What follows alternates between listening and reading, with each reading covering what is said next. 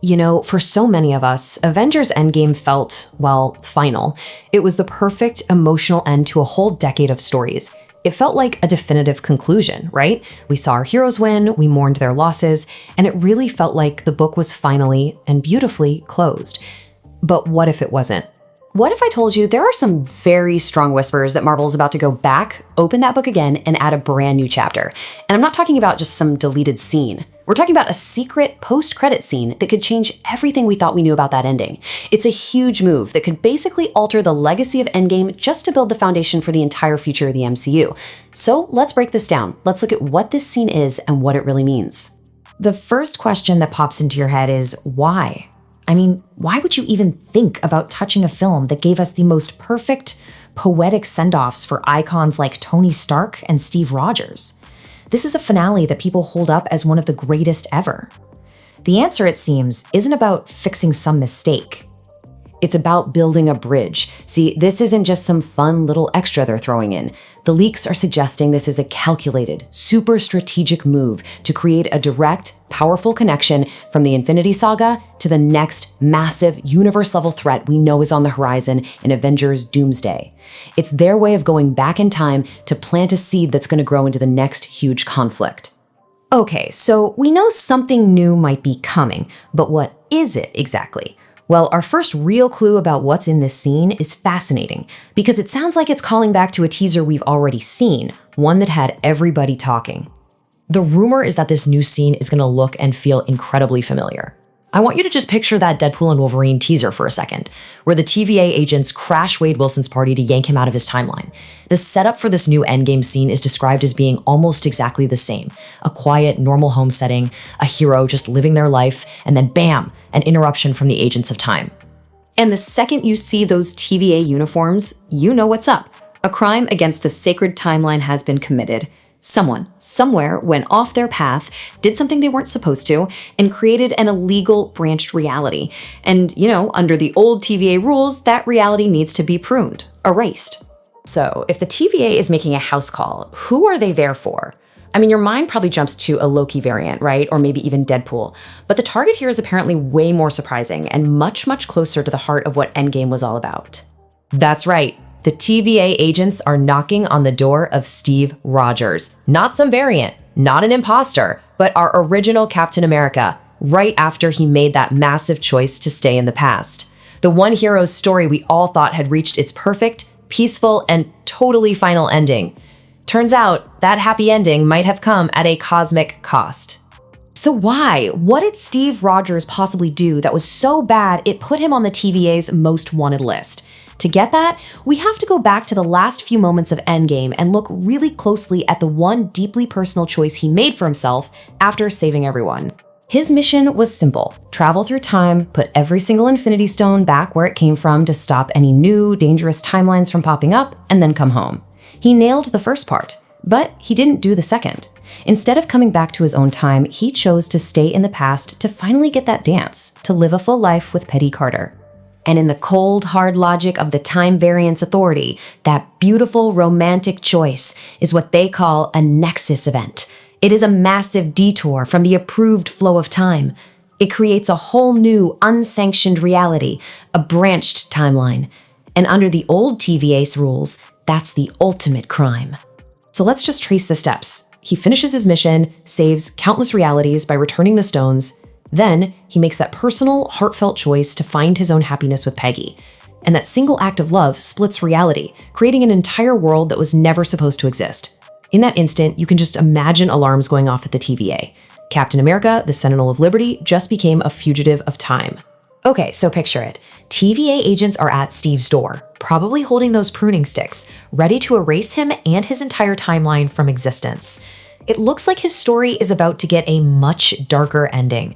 But then, we get the twist, because the TVA that finds Steve isn't the same TVA that was hunting Loki. We have to remember, at the end of Loki Season 2, the entire purpose of the TVA was completely reborn. He Who Remains and his whole sacred timeline idea are gone. In his place sits Loki, who has found a glorious new purpose. He's not just the god of mischief anymore, he's the god of stories, sitting at the center of everything, weaving all the timelines together into a brand new, stable multiverse. His job isn't to destroy branches anymore, it's to protect them. And this gets us to the heart of it. Why would Loki, of all people, step in to save Captain America, the man he fought on the streets of New York? Well, it's because of his new purpose. Protecting all timelines means protecting the lives and the stories inside of them, including the ones Steve chose to live with Peggy. In Loki's new way of seeing things, he sees a branch that deserves to exist. So instead of just erasing Steve, Loki comes up with a different, much more elegant solution. He can't just leave this new branch tangled up with the main timeline. That could still cause problems. So he decides to move it.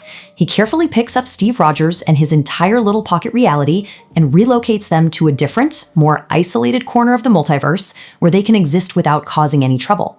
And the rumor even gives us a destination, Earth 828. It's described as a retrofuturistic timeline, a place where a guy like Steve, a man out of time, might actually feel pretty at home. In theory, it's a reality where Loki thinks Steve and Peggy can live out their lives in peace, safely tucked away from everything else. A perfect, merciful solution, right? Well, not quite. Loki's act of mercy, this clever plan to save one hero's happy ending, is rumored to have a catastrophic and totally unforeseen consequence. One hero's salvation becomes the direct cause of another man's complete and utter ruin. The road to hell is paved with good intentions, as they say. Now, to understand what happens next, we have to talk about incursions. This is a multiversal disaster where two separate universes start to collide, and it can lead to the complete annihilation of one or even both of them. As we learned in Doctor Strange, it is the single most dangerous threat in the entire multiverse, period. So let's watch the dominoes fall. Loki places Steve Rogers and his little timeline near Earth 828, but Steve is like a foreign object, a piece from a different puzzle. His very presence triggers an incursion between his timeline and Earth 828. This cosmic collision causes a massive tragedy on that world, and in that tragedy, this reality's version of Doctor Doom loses his family. And who does he blame? Not some random cosmic event. He blames the outsider, the man who showed up from nowhere and brought destruction with him, Steve Rogers. And that is the entire point of this scene. This rumored post-credit scene isn't just some fun what-if scenario. It's the foundational origin story for the MCU's Doctor Doom. It gives him a deeply personal, tragic, and honestly understandable motive. His war isn't just against heroes in general, it's a specific burning vendetta against Captain America, and by extension, the entire universe he came from. This one scene sets the entire emotional stage for Avengers Doomsday. Okay, now let's zoom out, because the idea of adding the scene, as brilliant as it sounds, has started a massive debate. It really pits the idea of a finished work of art against the practical needs of a cinematic universe that just keeps expanding. On one side, you've got the people saying, don't touch it. A finished film, especially one as big as Endgame, is a masterpiece and should be left alone. A lot of people are comparing it to when George Lucas went back and changed the original Star Wars trilogy, a move that many fans still aren't happy about. The fear is that it sets this precedent that nothing is ever really finished. But here's the really critical difference we have to make. There is a huge difference between adding a new scene after the credits for a special re-release and actually going into the official version of the film on Disney Plus and changing the movie itself. The first one is a bonus feature. The second one is a recon. Right now, all signs point to this just being a post-credit scene for a re-release, which would probably be a lot easier for fans to swallow. So let's just recap this whole incredible theory. A new post-credit scene might be coming for an Endgame re-release. In it, the TVA shows up to confront Steve Rogers about staying with Peggy. Loki, in his new role as protector of the multiverse, saves Steve by moving him and his timeline to a new home, Earth 828.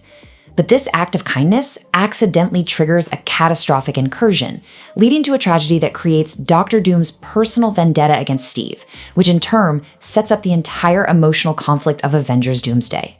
It's a fascinating, surprisingly elegant piece of retroactive storytelling, but it leaves us with one last big question. Creatively, is it worth reopening a finished masterpiece just to plant seeds for the future? Is this a stroke of genius that makes the whole saga richer? Or is it a dangerous move that suggests no story is ever really finished and anything can be changed to serve the next chapter? That's the question we're all going to be debating.